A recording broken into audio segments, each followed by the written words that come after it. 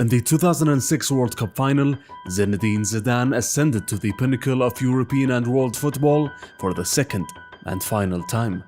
But within a few short moments, everything disappeared. Was it a surprise or expected? Especially when we delve into his footballing career. A career that transcended the obsession with stats. A career that gave a new understanding of footballing stardom. The career of an artist who inspired an entire generation. The career of a man overcome by emotions. This is the story of Zinédine Zidane.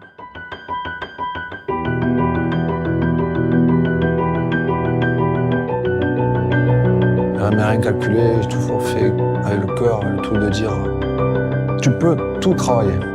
Je pense que tu as des choses qui sont profondément à l'intérieur de toi. Et je me suis dit oui, c'est vrai que je suis fait pour ce club. Je rentre sur le terrain, je me dis je veux être champion du monde. Voilà, je suis pas fier de ce que j'ai fait comme une fois, mais ça fait partie de mon parcours.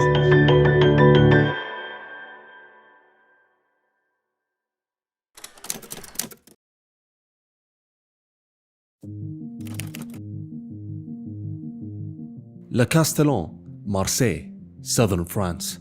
The youngest of 5 children was born in 1972 to 2 Algerian parents. His name was Zinédine Zidane. Zinédine, or Yazid as he was called when he was a child, grew up in a district in Marseille which was known for its hardship. Le Castellane had a delicate social setting filled with several dangerous influences such as drug trafficking and arms smuggling. It was easy for a young child to be swayed, to be influenced by the darkness, but Yazid had a strong family that protected him at all times.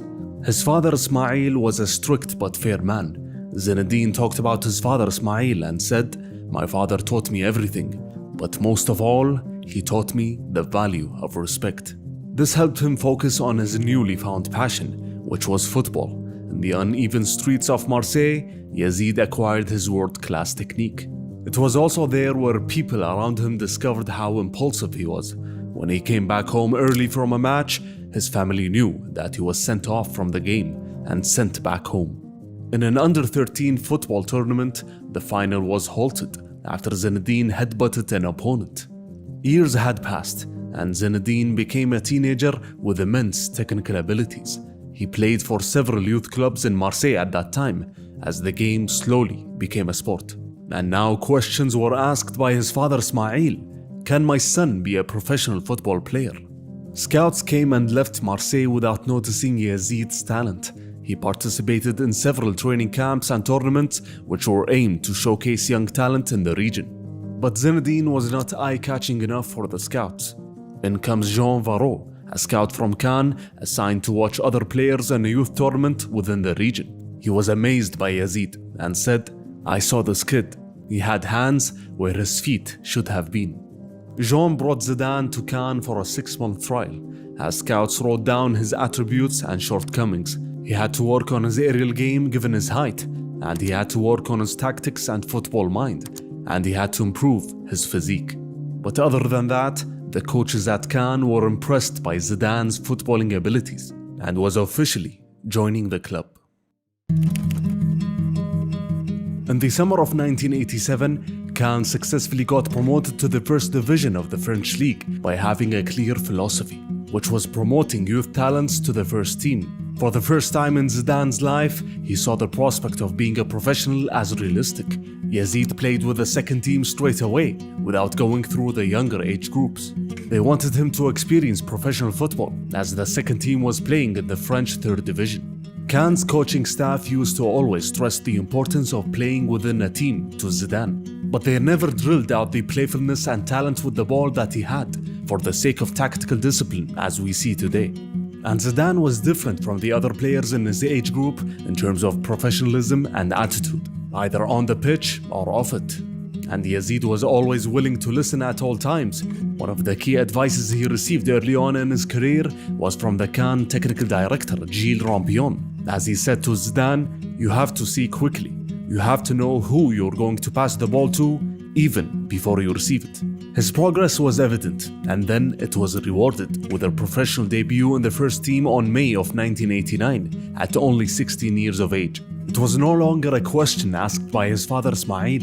There was no doubt that Zidane would be a professional football player.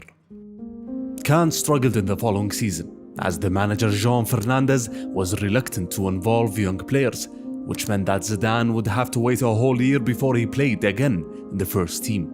In the 1991 season, Kahn brought in the Yugoslavian manager Boro Primorac. He saw Zidane as his potential starting playmaker in his lineup.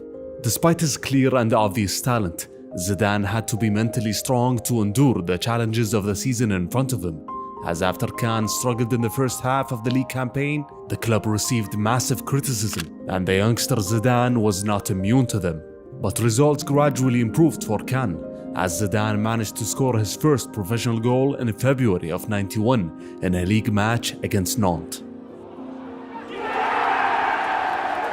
This fantastic upturn in results earned Zidane and his teammates a UEFA Cup position after finishing in 4th place, but champagne quickly turned into tears in the following season, which was immensely difficult for the club.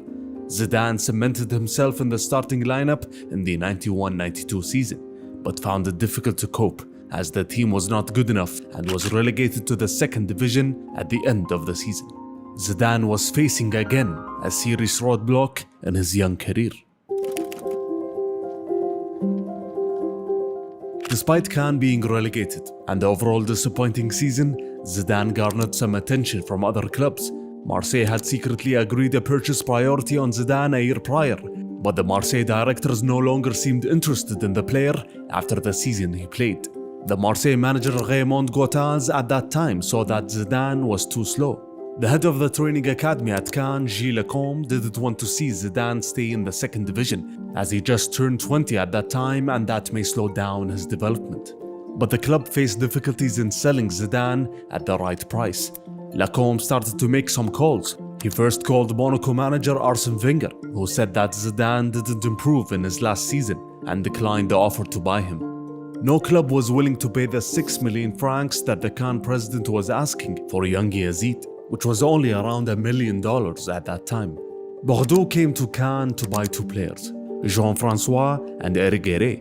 They eventually left with a 3rd player, which was Zidane. He only cost them 3.5 million francs at the end.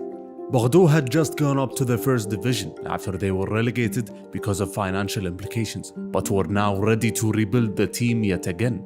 Bordeaux's manager Roland Courbet helped Zidane to adapt to the new environment, and he was also the first to nickname him Zizou. At Bordeaux, Zidane would form a strong footballing partnership with the striker Christophe Dugarry and fullback Vicente Lizarazu, as the French trio succeeded together to qualify to the UEFA Cup in the last match of the season, while Zidane had his best goal-scoring season of his career, as he scored 11 goals in all competitions.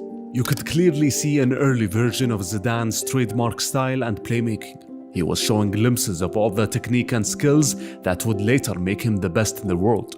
Superb ball control, fantastic technique, long strides, beautiful passes, and even long efforts on goal, which reflects huge confidence in his abilities. It was only a matter of working on his fitness, as he didn't complete the majority of the matches in his first season with the club. Zidane continued to develop in the following season and had a good showing in his 2nd European competition participation. He also added a new skill during that season, direct free kicks, as he scored a beautiful free kick against the German keeper Oliver Kahn.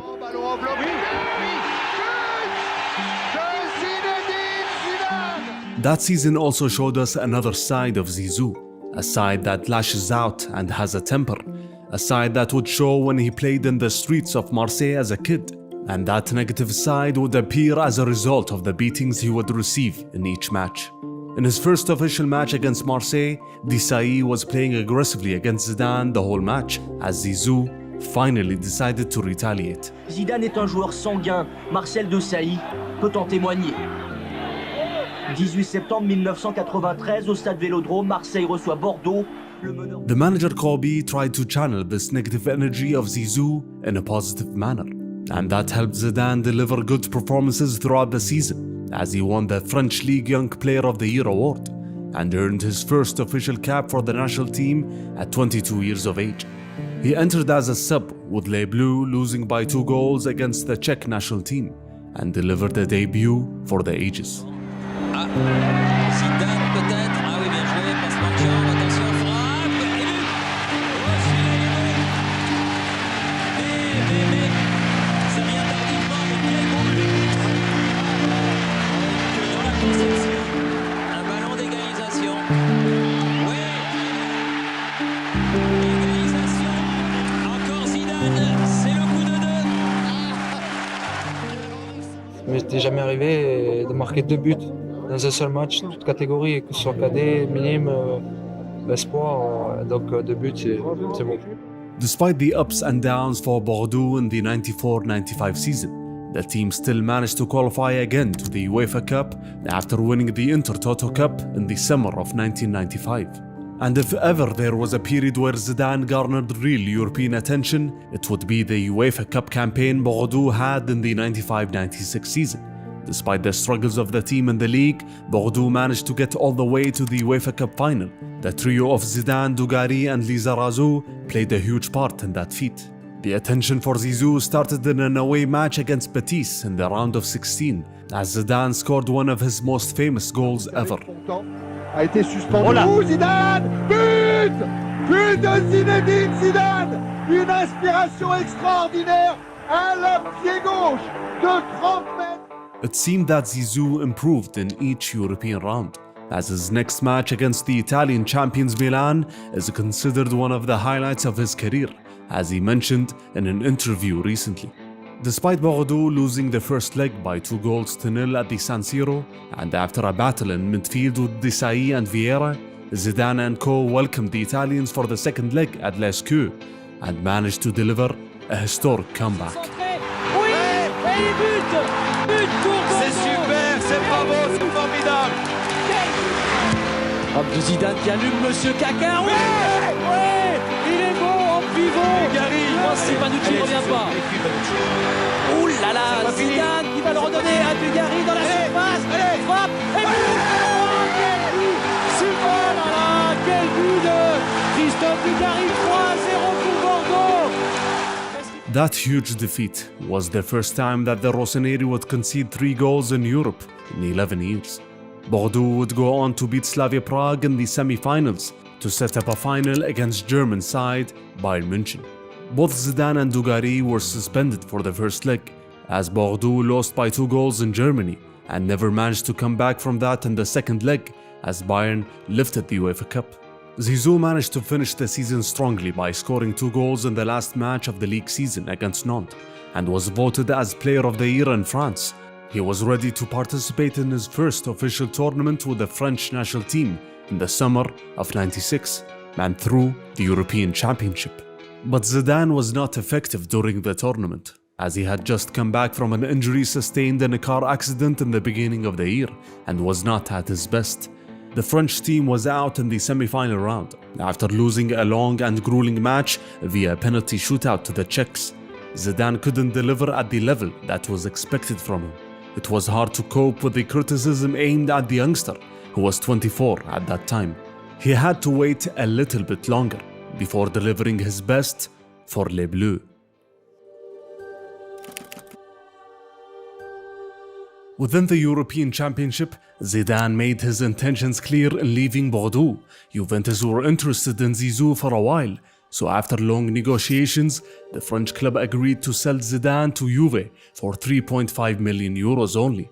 Zidane chose the squad number 21, which is a reflection of his modesty, as he joined the European champions and never asked for a number that suits his position better. He wanted to fit in quickly. But to fit in at Juve, he had to endure the rigorous training sessions at the Bianconeri.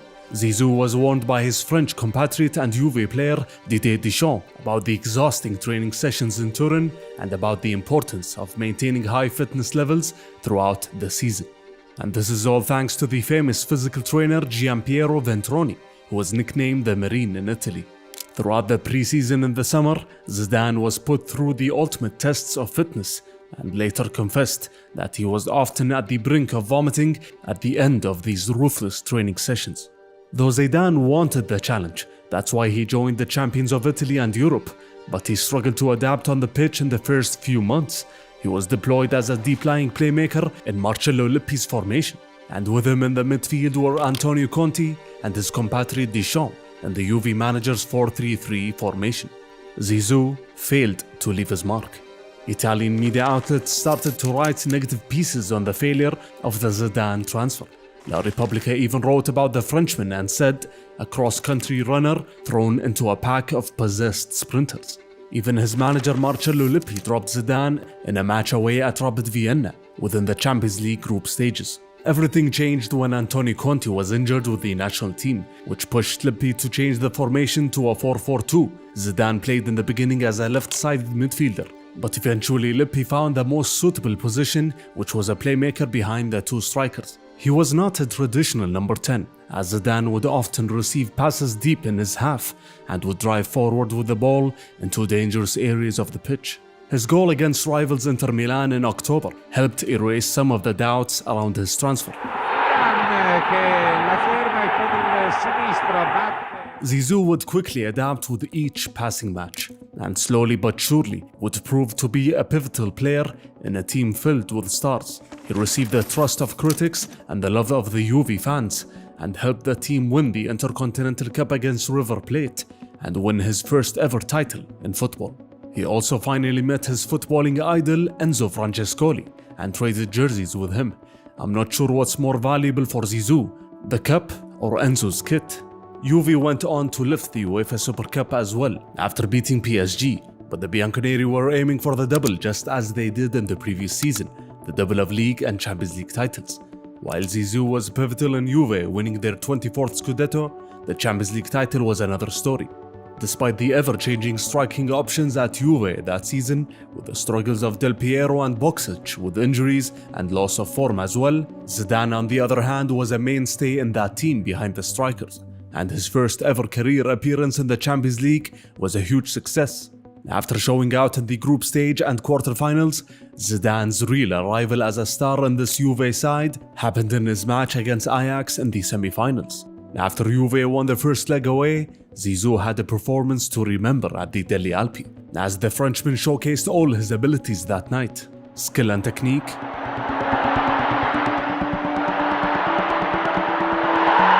playmaking,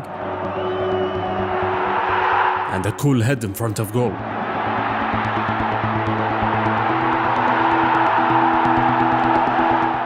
It was definitely the match that made Zidane a true star, and the Frenchman recently described this performance as his best in his career. Unfortunately for Zidane, his abilities were not enough to affect the Champions League final against Dortmund, as the Bianconeri lost by 3-1. Zizou was man-marked by Paul Lambert, who succeeded to a degree in neutralizing the Frenchman.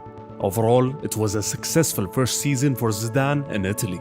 He quickly adapted in the best and most difficult league in the world, and he did that without changing his style of play. Zidane would later describe that season as a turning point in his career, and said, "Marcello Lippi was like a light switch for me. Before arriving in Italy, football was a job, sure, but most of all, it was about enjoying myself.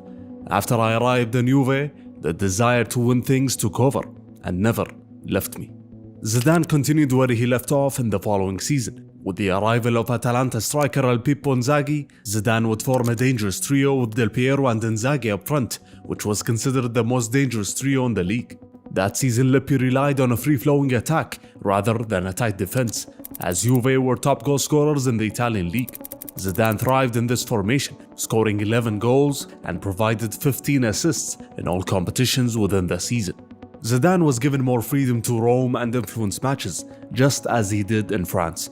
This is part thanks to the arrival of the Dutch midfielder Edgar Davids in the winter mercato, as Lippi switched from a 4-4-2 to a 3-4-1-2, with the Frenchman keeping his place behind the strikers. Davids and Zidane had very different styles, as the elegant meets the destroyer, but despite these differences in style, they both shared the same football mind. As David said, It's about feelings, about knowing football on a certain level, and we both understood football on the same level. Juve won the Scudetto again, but management always strived for the European Cup. After Zidane got a taste of the Champions League for the first time the previous season, he seemed comfortable again, as he scored 3 goals and provided 7 assists in 11 matches. The Bianconeri were back in the Champions League final for the 3rd consecutive season.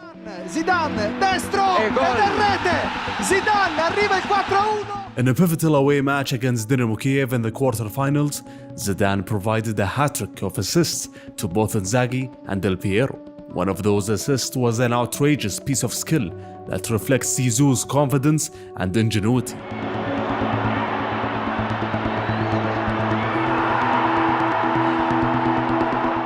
But it was disappointment at the final again, this time against Real Madrid. Zidane faced a trio in the middle of the pitch, which consisted of Redondo, Karimbo and Seedorf, whom took turns marking the Frenchman throughout the match. Despite that, Zizou played well, but the Bianconeri lost yet another final, as this time criticism was aimed towards Zizou. They didn't consider him a big game player, as for the 2nd time in a row, he failed to deliver in the most important match of the season. Zidane can decide matches and win titles.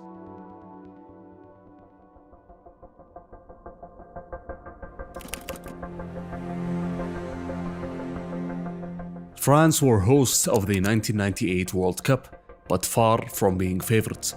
Despite a fantastic record entering the tournament, it was viewed as a flawed team. The final squad announcement was met with criticism. The national manager Aimé Jacquet was also not universally supported.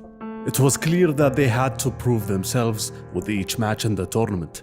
But one thing was for sure, Zidane would be the star of this team, the number 10, the main conductor behind the attacking trio. France won their opener convincingly against South Africa. Zidane assisted Dugarry just as he did at Bordeaux in the past. Saudi Arabia came next. Despite a comfortable win, Zizou was unsettled again by the constant barrage of tackles from the Saudis, which led to him losing his temper once again. Expulsé Thierry, expulsé. Eh oui, il lui a marché dessus. Il lui a marché dessus. Et Zidane est expulsé, voilà un autre coup dur. He became the first French player to be sent off in World Cup history. Zizou was suspended for 2 matches.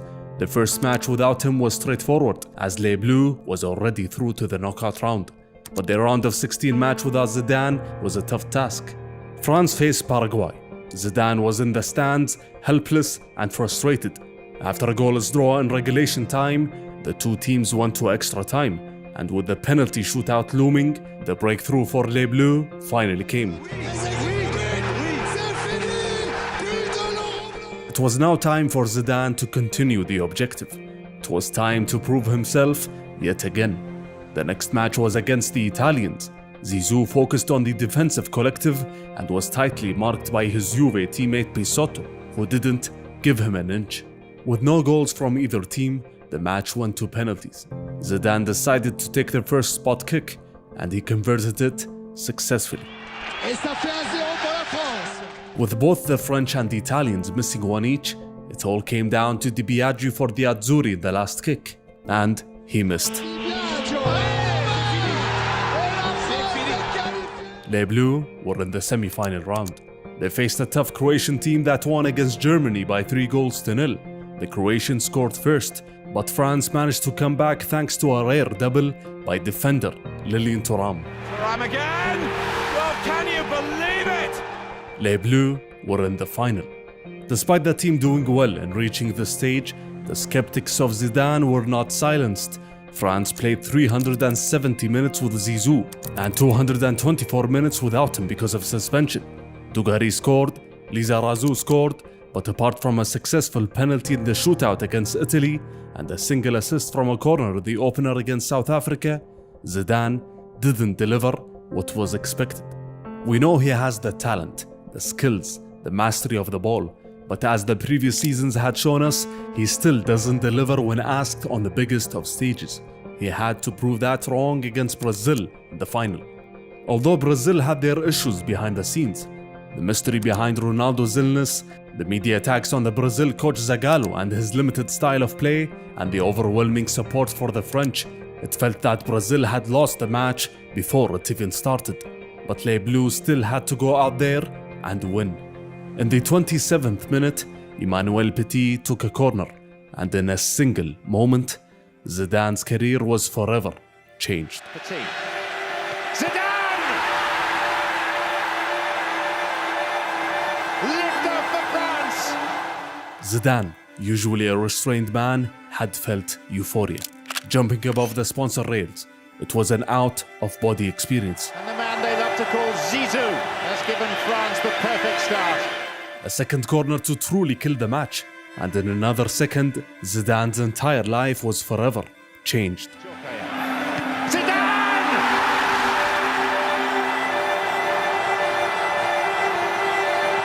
He played with freedom and expressed himself just as he did at Cannes and Bordeaux. He was freed of all the burden. Les Bleus sealed the final with a third goal. They were world champions for the first time in their history. Nobody thought it was possible a month prior. Zinédine Zidane was the man of the hour, the undisputed hero. Because now the World Cup belongs to France, and it does so for the very first time.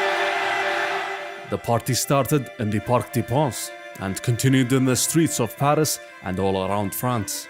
Zizou for president was being chanted in the Champs-Élysées. Zidane realized that his days of anonymity were over. 2 goals, 2 seconds, and his life was changed forever.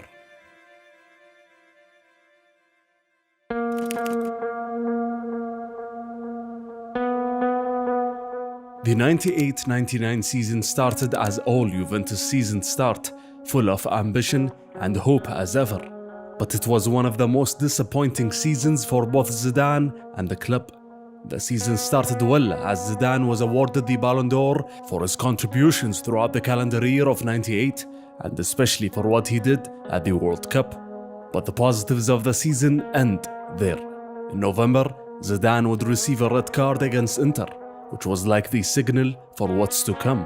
The following match was much more catastrophic, as Alessandro Del Piero would suffer a major knee injury against Udine, which hugely affected the Bianconeri's ambitions for the rest of the season.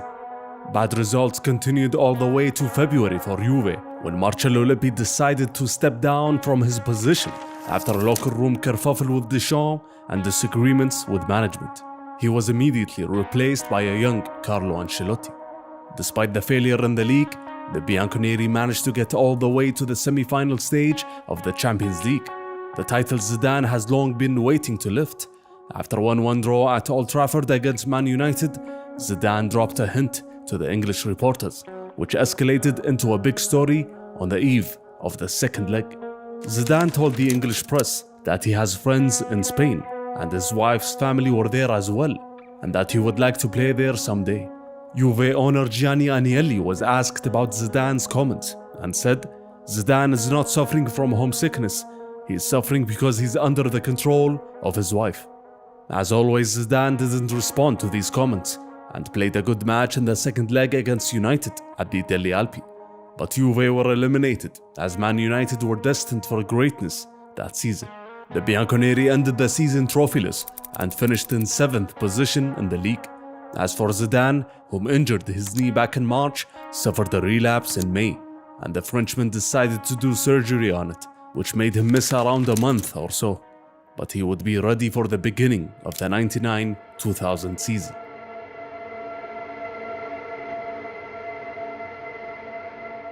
As the new season rolled in, Zidane was caught up in the Italian doping scandal. The controversy started when Roma's manager Zdenek Zeman accused several Italian clubs, mainly the Bianconeri, of using performance enhancers. Zidane's name popped up in the investigation, but he denied all the accusations, and later revealed in 2004 that he only took supplements like creatine and some vitamin injections. Despite this controversy, Zizou remained focused on giving his all for the Bianconeri. The rumors slowly died down as the Frenchman started well, and the team slowly shifted into gear with the dangerous trio of Inzaghi, Del Piero and Zidane. Zizou looked back to his best after scoring a beautiful goal against Regina. Zidane numero, Zidane tiro, rete, che gol, che gol! Despite it not being one of Zidane's best seasons on paper, on the contrary, it is rather far from it. He scored 5 goals and provided 3 assists in all competitions. His tally for the season even includes an own goal. But that is the cardinal mistake when talking about Zidane in the present time. Today, we are more pressed to look at stats to inform us, to strengthen our case. We're obsessed by it. Just like in baseball, where all discussions surrounding that sport almost entirely ended because of the strong and definitive grasp statistics had on it. But the topic of Zinédine Zidane was never the topic about stats. Football is much more complicated than that. The real value of a player transcends stats. Of course, it's a sport reliant on goals, but the value of a player is gauged along with context. A midfielder in the 90s and early 2000s is not expected to boost these crazy numbers we see today. Strikers and second strikers at that time were kings. They claim most of the attacking involvement of a team, whether that's goals or assists. Even the term assists was not widely used back then, and was not officially counted when Zidane began his professional career in the early 90s. This is not an excuse or a reason to ignore Zizou's stats, and not another way of saying the cliched phrase of "you had to see it to believe it." Everybody is free to shape their own opinion, but to understand Zidane and his legacy, you have to see it with your own eyes. So, let us see it together. I would like to present to you a match Zidane played away at Parma in January of the year 2000. It was a match between second and third in the league table. Parma were a very strong team, especially in defense, which had Buffon, Thuram and Cannavaro. The pitch was bouncy and in bad shape, the tackles were fierce, and the pressure was huge. This is a match where Zidane had no goals or even a single assist. But don't let that deceive you. Because of Zidane's unique skill and prowess, opponents are gravitated to him unlike any other player. Almost Maradona-esque, he teases with the ball, asking for someone to tackle him, to intercept it. Let's focus on this possession in the first half. Zidane collects the ball after a 1-2 with Pisotto and instantly was pressed by 2 players. He wriggles away brilliantly, only to find the third player barging in. It's his French teammate Lilian Thuram, who was not thinking of Zidane as a friend, nor was he thinking of the upcoming European Championship in the summer, but he absolutely clatters into him with studs up. Zidane got the foul, but he didn't stop there. Even in that moment, he still played the right ball to his teammate in a dangerous position, continuing to do his job without complaints, without crying, and without acting. The match goes on, and Zidane continues on his way. Zidane continued evading stiff tackles and attracting double and even triple markers. But despite that, he still found his teammates in open spaces, handing them goal-scoring opportunities. This is, in a nutshell, Zidane's value. Just like Stephen Curry in the NBA, as he attracts defenders towards him because he's the best shooter in history, which opens up spaces for his teammates to attack and score. Not entirely on the same scale, but Zidane is fairly similar. What makes Zidane unique is that he has an aggressive side as well. Look at this possession. Zidane intercepts the ball, but Cannavaro crashes into him. Zidane amazingly stays on his feet and even gets a cheeky kick in as well. How can a player be so elegant with the ball and also have aggressive moments like these? What's funny is that the ref didn't even whistle for a foul, and the match continued just as if nothing happened. On top of all of this, Zidane still managed to create clear-cut chances that were not converted. Here again, his gravity is pulling defenders out of position. 3 defenders surround him, which opens up space for a pass to Zambrotta on the right side, which in the end leads to a penalty. Does the Frenchman get anything for that on paper? No. Was he a key contributor in that play? Absolutely. An additional 3 clear-cut chances Zidane created for Del Piero and Inzaghi were wasted. Zizou could have easily walked out of the match with a good showing on paper, but he didn't. Did that take away from his value on the pitch? Of course not. This is only a single example of several hundred, which showcases Zidane's value and what the stats fail to reflect. Some historians these days claim that most of Zidane's seasons at club level were average, and that he's more reliant on aesthetics than being effective on the pitch. I agree and disagree with this notion. Yes, some people overvalue Zizou's career today, and yes, he was not always playing at the highest of levels consistently, but who was in that era? Have we forgotten that the best players in the world at that time were fairly inconsistent? Have we forgotten that most world-class players barely gave you 5 years at the top of their game before regressing? It was a different time. Messi and Ronaldo ruined the way we value players from the past. Take your time, watch the film, and judge for yourself. Nonetheless, the season was not different than the previous one, as Juve would suffer again in the spring. They failed to convert these good performances into titles, as they ended the season with a gut-wrenching loss to Perugia, which handed the Scudetto to Lazio on the final day. C'è Calori in destra, Alessandro! Calori! 1-0! In questo momento la Lazio è campione d'Italia! It was one of the worst days in Juventus history, and for Zidane as well. A pass too heavy, a shot too wide, getting tackled left and right under the heavy rains, with football played on a lagoon acting as a pitch. The script was not written for Ancelotti's men that season.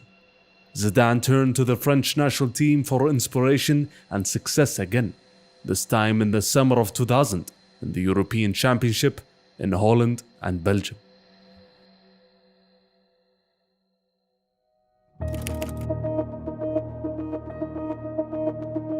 Zidane and France were steps away from writing history. Only one side in football history has succeeded in being European and world champions at the same time: West Germany in the early 70s. France wanted to emulate that achievement and looked to have a team which can achieve this feat. Whereas in '98 France relied on a strong defense, in the year 2000 they had a formidable attacking force, as players such as Robert Pires, Thierry Henry, Dugarry, Wiltord, Trezeguet and Anelka were all part of the squad. The assistant manager in '98, Roger Lemaire, was the head coach this time around and used two systems, the first being a 4-2-3-1 where Zidane played behind Henry and Djokaev, with Dugarry and Wiltord on the wings.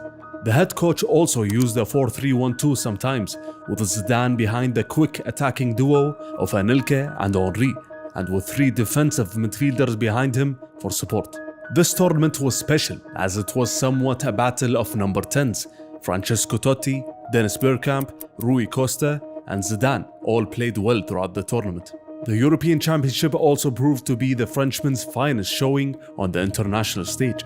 After passing the group stage, France faced Spain in the quarterfinals. Zidane was on top of his game, passing and dribbling and scoring a fantastic free kick to help France pass through to the next round. That's Zidane! Oh, it's a goal for France!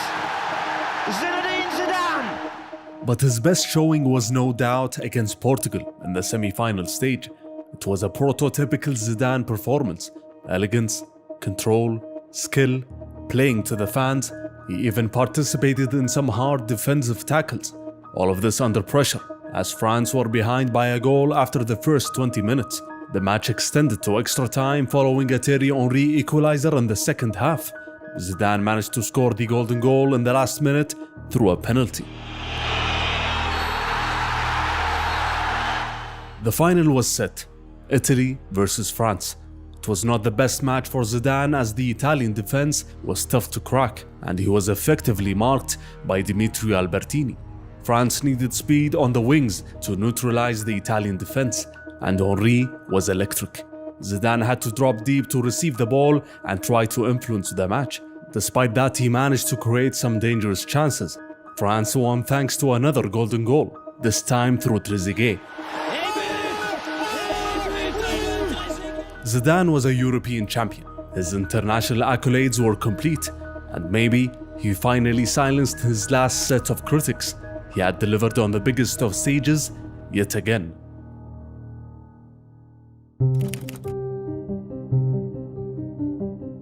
Zidane was still thinking about Spain, but despite that he extended his contract with Juve till 2005. But even then, everyone felt that the Frenchman would soon leave. With that feeling, Zidane wanted to deliver all he had in his potential last season with the Bianconeri. But it was just not meant to be. In the Champions League he so desperately wanted to lift, Zidane found himself lashing out again against the defenders' aggressiveness. In September, and during a group stage match against Deportivo, Zizou was shown a red card again. Sometimes the Frenchman couldn't help himself, but as his old training coach Gilles Lecomte said, if one day you stop getting hit, you'll know you aren't as good anymore. It would be a long time before Zinédine Zidane would not get hit and targeted around a football pitch. That red card earned him a one-match suspension. Juve were not doing well and were at real risk of going out from the group stage. Zidane came back against German side Hamburg in the Delle Alpi, but he lashed out again and lost his temper, this time headbutting his opponent, in a scene almost foreshadowing what's to happen later in Zizou's career. Zidane was suspended for 5 European matches, and so his teammates failed to qualify to the next round in the Champions League. He had to wait a little longer before lifting that trophy for the first time. Many analysts believe that Zidane's headbutt most likely made him lose votes in the Balón de Oro voting, in which Figo was announced as the recipient in December of 2000. Nevertheless, Zidane was recognized by FIFA as Player of the Year. During that season, and specifically in the UEFA Gala Awards in Monaco, Zidane was in attendance. Another man who was attending that night was the new Real Madrid president, Florentino Perez. He won the presidency in dramatic fashion, after promising to bring stars like Figo from Barcelona, and also promised the fans to sign a star a year. Zidane was a star, so obviously Perez had him in his sights. But first, he needed to check if the Frenchman wanted to join Los Blancos. So he sat near him in the gala and passed him a napkin that contained a simple message: "Would you like to come and play in Madrid?" Zidane replied on the napkin with a simple yes. Having the player's blessing on a transfer is one thing, but convincing Juventus and their management is an entirely different matter. Zizou didn't have a release clause in his contract and just extended his stay to 2005 and was paid a very good salary. But Perez was not taking a no for an answer. The season rolled on. Zidane gave his all as always, but Juve missed out again on the Scudetto, this time to Roma, in an exciting 3-horse race till the final day. It was May 2001. Rumors started to appear, presumably orchestrated by Perez himself, as these rumors indicated that Zidane was close to signing for Real Madrid. Everybody thought that signing with Zizou was an impossible matter, but Perez asked the Frenchman to take an official stance, so Zizou declared that he wanted to play in Spain. The pressure on Juve was huge, and the club started to think about potential replacements such as Pavel Nedved. In June, and on his 29th birthday, Zidane broke his silence again and told La Repubblica newspaper, "If it were up to me, I would already be at Real Madrid." Eventually, the Bianconeri succumbed to the pressure after negotiations between sporting director Luciano Moggi and Florentino Perez, and agreed to sell Zidane for a world record fee at that time of 76 million euros. Juve bought him for 3.5 million euros only, so the club believed it was the best deal possible, especially as the club owner Gianni Agnelli felt he had done the right thing and said Zidane was more entertaining than useful. That was his final verdict on the French star, but Zidane, as he always does, didn't respond. He closed that chapter and focused on his new journey with Real Madrid. Zidane was officially a Galáctico.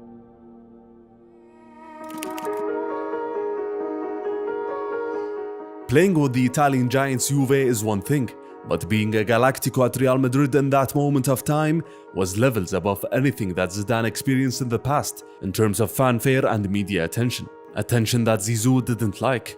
Perez said Real is a universal club, and Zidane corresponds to that message of universality. Nobody expected the size and extent of the phenomenon of Zizou arriving at Madrid. Media and fan frenzy all around the city, and Real launched a major communications campaign around their new star, with 200 journalists in attendance for the unveiling. It was an exceptional event.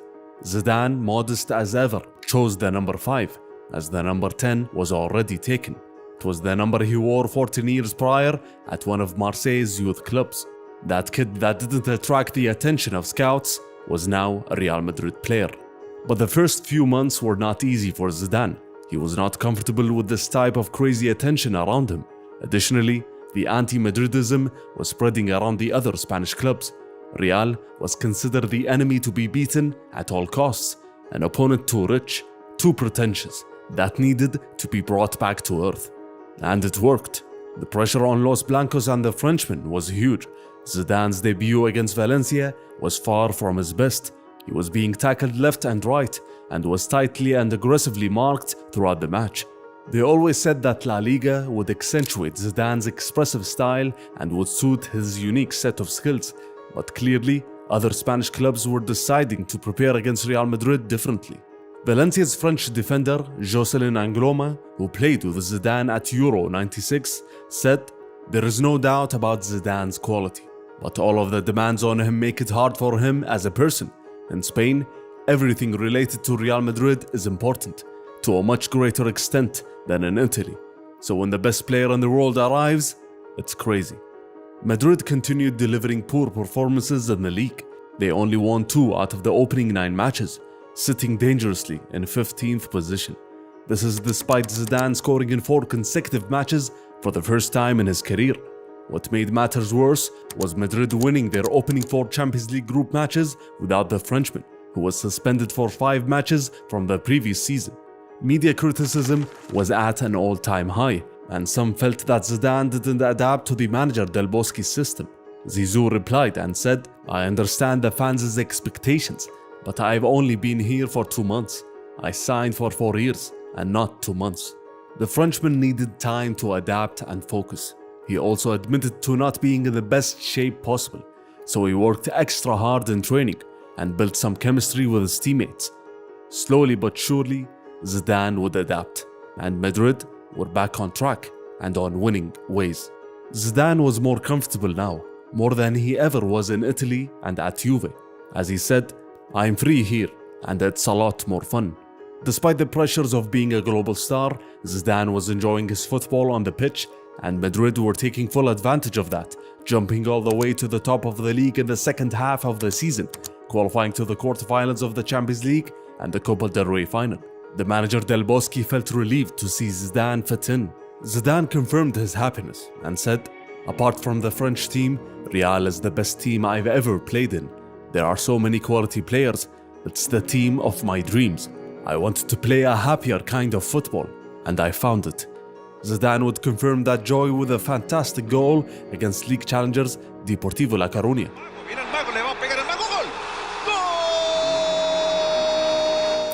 There was talk about Madrid winning it all and achieving the treble, but they quickly faced the harsh reality after losing the Copa del Rey final against Deportivo, and followed that with a poor run in form in the league, as they settled with 3rd position in the end of the La Liga season. One thing was left to rescue Madrid's season: the Champions League, the trophy missing from Zizou's cabinet. After passing Bayern München in the quarterfinals, they faced arch rivals Barcelona in the semi-finals. The first leg was at the Camp Nou. Los Blancos hadn't won there in 19 years at that time, but with Zidane's freedom on the pitch and his control of the match, he managed to score the opener with a beautiful chip.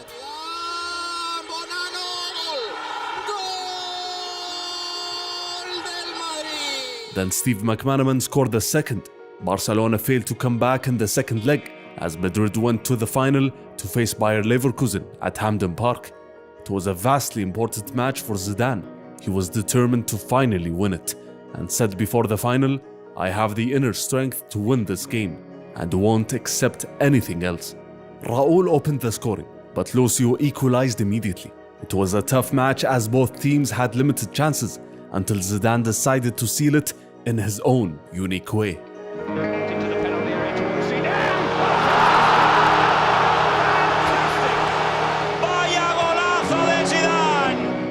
A moment of magic from Zizou with his weaker foot. That freedom and expressiveness that he plays with is what made him even think of attempting a volley like that. It was the perfect goal to decide the Champions League final. Finally, Zidane was handed the trophy he dreamt of lifting.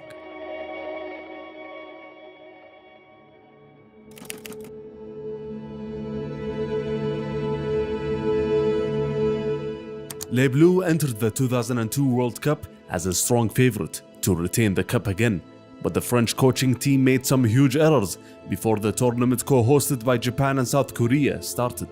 It was a long club season, so long that the Champions League final and the World Cup opener had only 16 days between them. Despite that short gap, France decided to play Zidane in a friendly against South Korea prior to their World Cup opener. That friendly proved to be costly, as Zidane picked up an injury that would make him miss the opening two group stage matches. Zidane was absent from the team because of injury, and the camaraderie and spirit of Les Bleus that was there in the past two tournaments was missing. Makelele talked about that and said, "The presence of Zidane is important to the squad. He is reassuring. We only saw him every now and then. It was as if he wasn't there." Nevertheless, everybody expected France to pass through the group stage easily. Senegal faced them in the opener. Zidane was watching helplessly from the bench, just as he did in the '98 World Cup. But this time his French teammates couldn't get the job done, as they lost by a single goal against the team from West Africa. This wasn't supposed to happen. The next match saw them play a goalless draw against Uruguay. Henry was sent off, which complicated matters. Zidane came back for the last group match against Denmark. Les Bleus needed to win by a 2-goal margin to secure qualification out of the group. Zidane was not fully fit, but determined to get the job done. He showed flashes here and there, but it was not good enough. France lost by 2 goals and were out of the competition without scoring a single goal. France were the first defending champions to go out from the group stages since Brazil in 1966.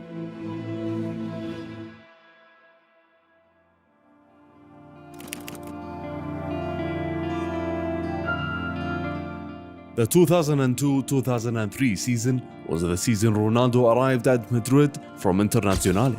Both Zidane and Ronaldo had a good relationship from their time in Serie A. Zidane was happy to share a pitch with Ronaldo, but was happier for the Brazilian star to almost suck all the media attention towards him, which helped Zidane focus on football only. Zidane and Madrid continued picking up trophies that season, as they won the European Super Cup and the Intercontinental Cup, but the battle for La Liga was very tough, as they faced fierce competition from Real Sociedad, whom were the surprise of the season. But individually, Zizou looked on form and at his best. He also had one of his best showings in a Madrid shirt that season against defending league champions Valencia, on a dreadful pitch filled with puddles and under the heavy rains. One player would remain elegant, poised, light-footed under these circumstances. It didn't matter if it was from the right or the left or even the center. He would control the match. And that player was Zinédine Zidane. Qué bueno el recorte, el quiebro, el segundo, continúa Zidane, llega a la frontal del área, la pone Zidane, la pelota para Portillo, gol. With Makelele covering for him on the left side, Zizou was unlocked like never before. Despite Madrid boosting stars left and right in the lineup, Zidane's influence on matches was real and effective, as Madrid successfully captured the La Liga lead again ahead of Sociedad. When Real Madrid won on aggregate against Man United in the Champions League quarter-finals, United captain Roy Keane, who's not someone that gives compliments often, acknowledged Zidane after that battle and said, "The best player I've ever come up against would have to be Zidane. It seems so easy for him." But Zidane and Madrid couldn't pass the hurdle of Juve in the semi-finals. It was an emotional return for Zizou to Italy and to the Delle Alpi. His replacement at Juve, Pavel Nedved, was having an exceptional season. And the Bianconeri was on another level, as they outplayed Madrid in all aspects of the game. Zidane's consolation goal at the end didn't matter. It was a shock for Spain's media outlets. But Madrid had shown flashes of mediocrity in some matches that season. But nonetheless, the team managed to win La Liga, as Zidane concluded the season by handing his final assist of the campaign to Ronaldo against Athletic Bilbao to seal the league title.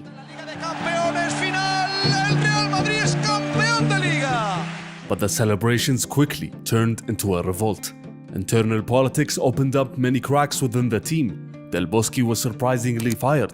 Hierro didn't have his contract renewed after serious arguments with the directors, and Morientes was sent out on loan despite him being a fan favorite. And finally, the nail in the coffin which sealed the fate of this team was the decision to sell Makelele and bring in Beckham, which was in line with Perez's philosophy of turning this team into a marketing and financial machine. Thus, the following season started with a lot of question marks for Zidane. Carlos Queiroz was appointed as a new manager, a man who had no experience dealing with stars. The balance of the team was broken. Zidane tried to intervene into managerial matters and take his stance, but Perez only understood football in terms of how much these players are bringing in money for the club. He didn't have the footballing experience at that point of time to understand Zidane's point of view. But the results proved the president right at first, as Madrid played well.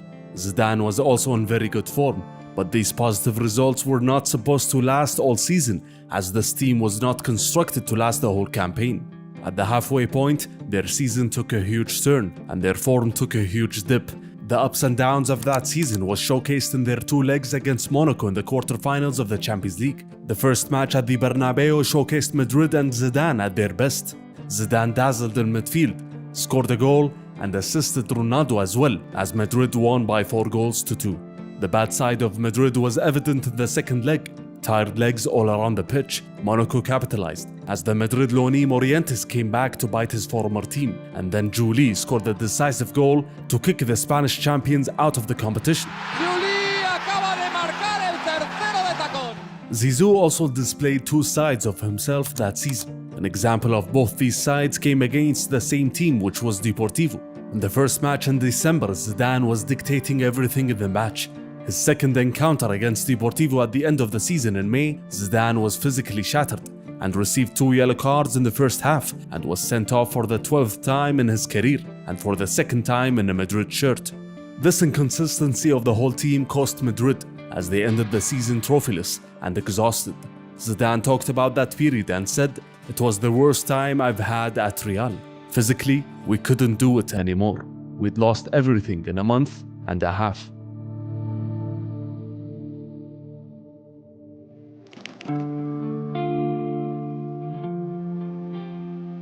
France looked to right the wrongs of the disaster of the 2002 World Cup and the Euro Championship of 2004. A new coach, a better atmosphere, and more confidence. Even Zidane was willing to sacrifice his position on the field to accommodate for Robert Perez, who usually prefers to play on the left side. In their opener against England, Zidane was targeted with tackles by Gerrard and Lampard in the midfield battle. France were down by a goal and were staring at a defeat, until Zidane got a chance with a free kick in a dangerous position with almost no time left. With Zidane, it is! It is! 2 minutes later, Henry won a penalty, and Zidane stepped up cool as ever to score the dramatic winner.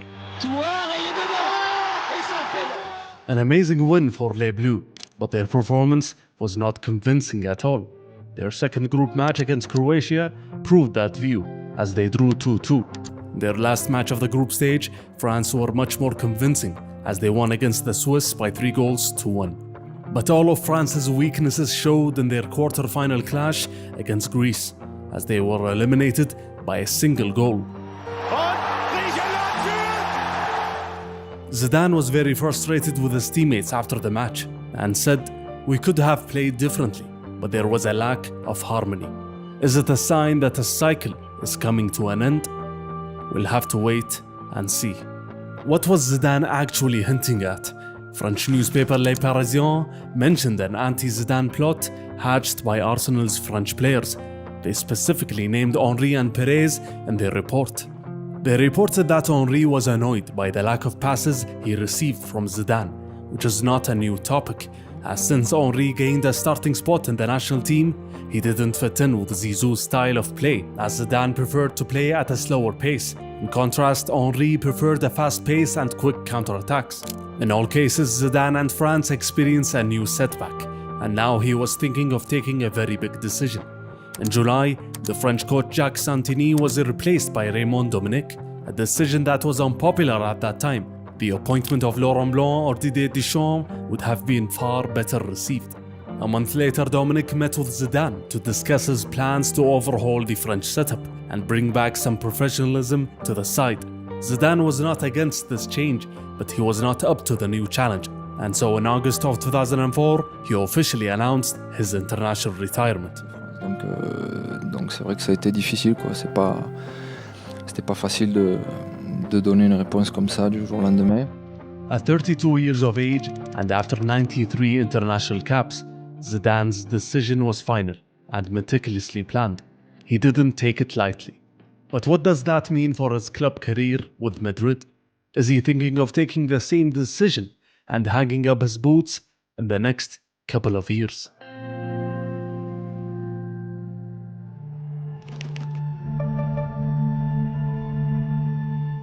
Florentino Perez was re-elected as president, and Madrid continued on their star-a-season philosophy with the arrival of Michael Owen, but the balance of the team was not solved.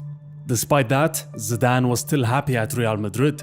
He extended his contract until 2007 and was even offered the opportunity to be a lifetime ambassador for the club. Zidane said, "It feels as if I arrived only yesterday. I still want to play for Real for a very long time." But the 2004-2005 season would be a disappointment again for Zidane at Madrid. The new manager Jose Antonio Camacho had some harsh words for the Galácticos and said to Zidane, "You have to stop all this fussing about and play one-touch football." Zidane didn't take offense from that. He saw that it was a positive that someone would be harsh on the players, because in reality, they actually needed it. Madrid didn't start the season well. Zidane had to accommodate other new arrivals, and even played as a defensive midfielder in some matches, which is obviously not his best position. Nothing was working as intended for Los Blancos, while a newly constructed Barcelona was pulling away in the league. During the season, Real Madrid tried 3 managers, the last one being the Brazilian Vanderlei Luxemburgo, who had the chops to manage the stars in the squad. And with him, Zidane returned to his usual attacking position and started creating more freely from there. But it was all too little too late, as Madrid experienced yet another disappointing and trophyless season.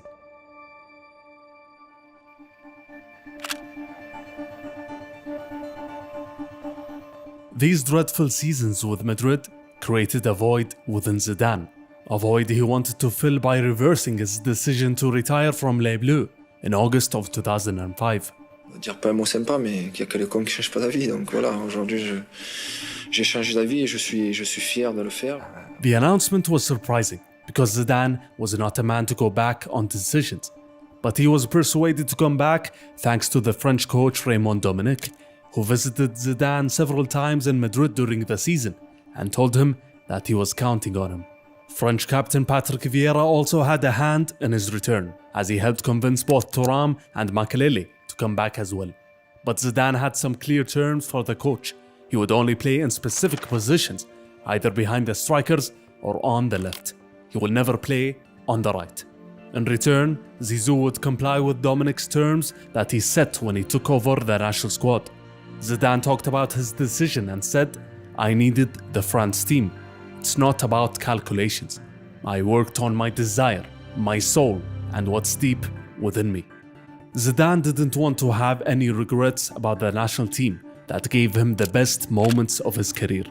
For months, he would suffer as he watched France play poorly in the World Cup qualifiers. Les Bleus were in trouble as they won only 2 out of their first 6 qualifier matches. So Zizou would return in a tough situation with a clear goal, leading France to the World Cup. His first match back was a friendly against Ivory Coast. Zidane said that he was more emotional that day than when he played his first match for Les Bleus in '94, and said it was like I'd gone back 11 years. And that emotion showed on the pitch as he uncharacteristically missed some passes, but received huge support from the fans, whom were excited for each touch of the ball. And once he settled and became comfortable, the Zidane we knew very well on the international level was back.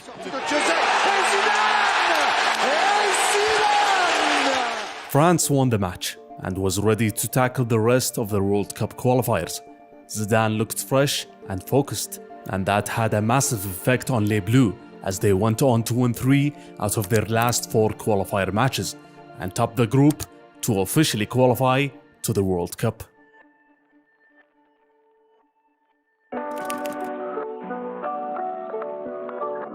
Zidane was back in Madrid nursing an injury and needed some time off to recover. He came back just in time for the Clásico against Barcelona at the Santiago Bernabéu, a match that saw a humiliating loss and a symbolic end for the Galáctico's project. The Brazilian manager Luxemburgo couldn't do anything to fix this team, and despite Zidane playing well on the pitch after scoring his first career hat-trick in January against Sevilla, things were not clicking for Real Madrid in yet another season. In February, President Florentino Perez announced his resignation. It was a surprise for everybody, and especially for Zidane, who paid his tributes to Perez and said, "Signing for Real is one of the best things that's ever happened to me, and without him, I wouldn't have been able to." Weeks later, Real Madrid were knocked out of the Champions League by Arsenal. Zidane was struggling to stay motivated in training, and for the first time in his career, he was not enjoying football, as Madrid were facing yet another trophyless season. So on the 25th of April, Zidane took another big decision and announced that he was to retire from football after the World Cup. He said, "It's a decision I've been thinking about carefully, and I had to take it before the World Cup. It's something that's been in my head for a while, and I wanted to get it off my mind. I don't want to start the third year knowing that I won't be able to do better than I've done in the past." Now Zidane was focused on his last 3 matches with Madrid and the World Cup, and said, "Let's hope I'll get to play in 10 more matches." When he said 10 more matches, he meant 3 matches with Madrid and 7 with France. But 7 matches with Les Bleus meant getting all the way to the World Cup final. Zidane was thinking of a legendary ending while holding the greatest prize in the world of football. But his decision to retire was met with criticism. Diego Maradona, for example, was upset and said, "I'll ask him to keep playing, not to retire. Because we don't love him for the cups he's won, but because of how he plays and how he has made us enjoy football." But the Frenchman's decision was final. He played his last match at the Bernabeu against Villarreal in an emotional and important evening. And Zidane did what he does best: entertain the fans, influence the match, and even scored a goal in his last match at the Bernabeu. Before the end of the match, Zidane was substituted. He tried to remain calm, but even the moment was too much for him.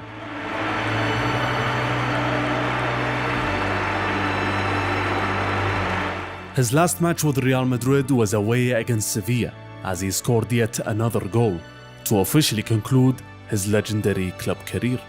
Now Zidane had to prepare for his last challenge, the 2006 World Cup.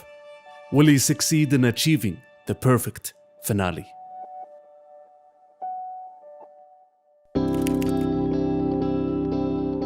Everybody loves a fairy tale ending, and Zidane's career deserves it. But was that really on the table for France and Zizou at the 2006 World Cup? Despite this group of players' past achievements, the press had doubts about Zidane and his teammates' ability to rise to the occasion again. Especially Zidane. He played his last season with Madrid nursing a niggling injury and was experiencing fatigue, which is normal for a player that far in his career. Even Zidane's relationship with his France coach Raymond Domenech was not good, as they were never agreeing on footballing terms. But in the end, all differences were pushed to the side for one common goal: to play in the World Cup final. It was something Domenech kept repeating all the time to his team, but their start was disappointing. A goalless draw against the Swiss national team, and then another draw against the South Koreans. Zidane was not decisive. He was frustrated, especially after receiving his second yellow card of the tournament against South Korea, and was banned from the last group match. Domenech decided to sub him out before the end of the match. Zidane left the pitch looking furious, refusing to look at the coach or even the bench.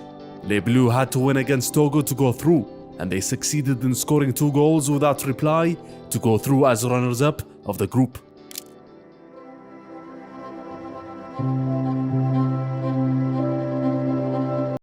Before the knockout stage, news was spreading about Jean Varrode's death. The scout that discovered Zizou and gave him the chance. Zidane didn't comment and as always bottled up his emotions and focused on the next match against Spain. Each match could be the last for Zizou, but he was determined to get to the final and delay his retirement as much as possible.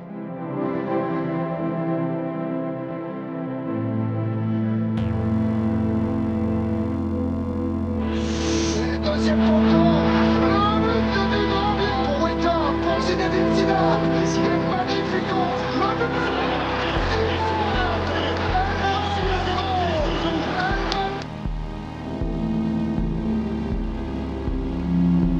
sur le ballon, il se fait des dommages.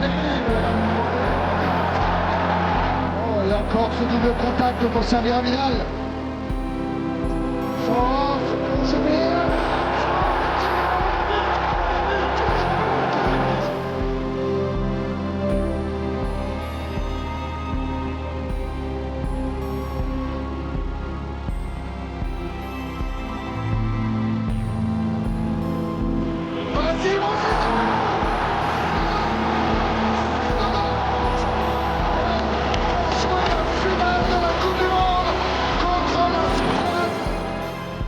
It was official. The last match of Zidane's professional career will be the World Cup final, a feat not even the greats of football in the past had achieved. It was an exceptional way to end a legendary career. The Italians were waiting for them in the final, the team that was looking for revenge after their loss in the Euro 2000 final. Gattuso was tasked to mark Zidane and said before the match, "You can't stop Zidane. That's not what I'm planning to do. I'll need to be lucky." The Azzurri conceded only one goal all tournament and were a very tough side to beat. But all the indicators pointed towards this being a fairy tale ending for one of the greats of the sport. But as we have learned in the past with this game, football can be unforgiving at times.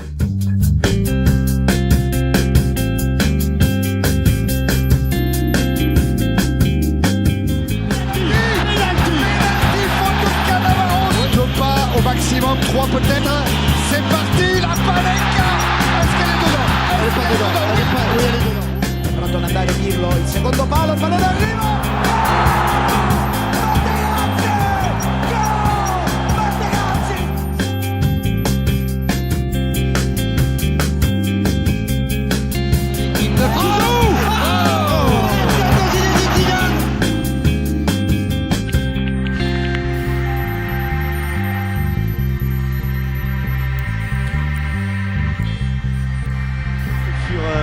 Materazzi, il y a quelque chose aussi.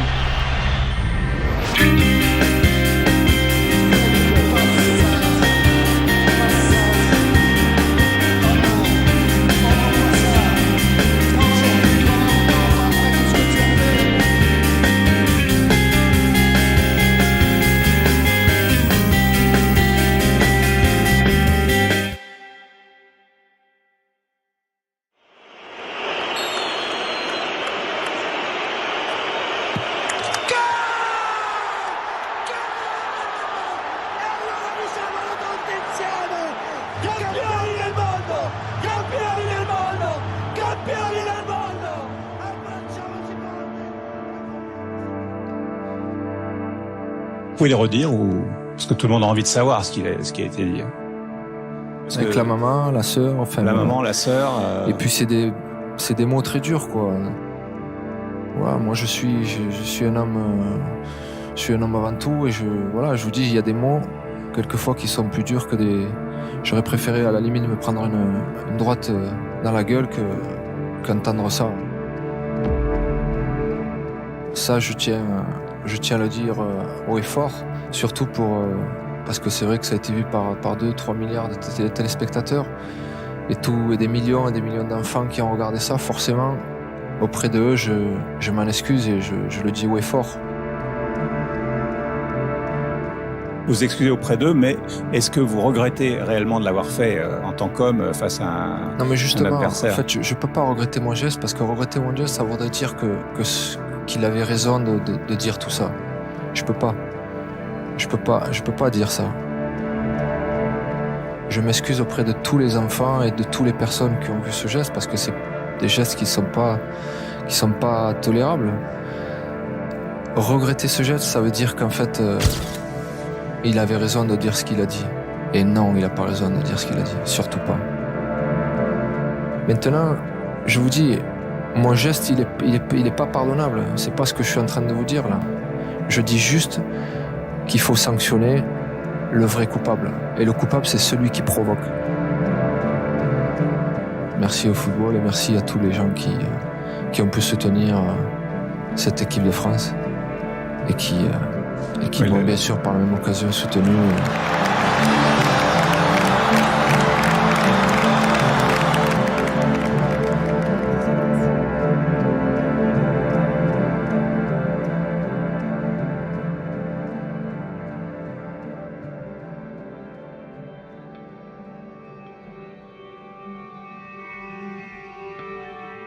Let's go back to May of 2001 and to a match between Juve and Bologna at the end of the Serie A season. The Bianconeri were involved in a 3-horse race for the Scudetto, and despite the pressure, Zidane was putting on a show, maybe his best in a Juve shirt. The fans in Bologna were reacting to each and every one of Zidane's touches and skills as he glided past his opponents. Palla che arriva a Zidane, ancora Zidane, altro numero, la botta! Pallone sul fondo, Zinédine Zidane. 3 days later, the Champions League final was being played between Bayern Munich and Valencia. It was not the best advert for the sport, as the match was boring, uninspiring, and didn't live up to the standards. That's why I would like to ask a question. What holds more value to the football viewer? Is it an important match that in the end resulted in little to no expression or beauty? Or is it an actual display of elegance, skill, and inspiration? In a world where tactical discipline and athleticism are key factors, if a player wanted to contribute to a team, the freedom and expressionist style of football Zidane showcased could no longer be replicated. It was engineered out of the sport. Zidane represented what it feels like playing in the streets, in small pitches, the carefree style, the freedom, and even the youthful aggression at some moments. Maradona said in the past, Zidane is one of those players that make people happy.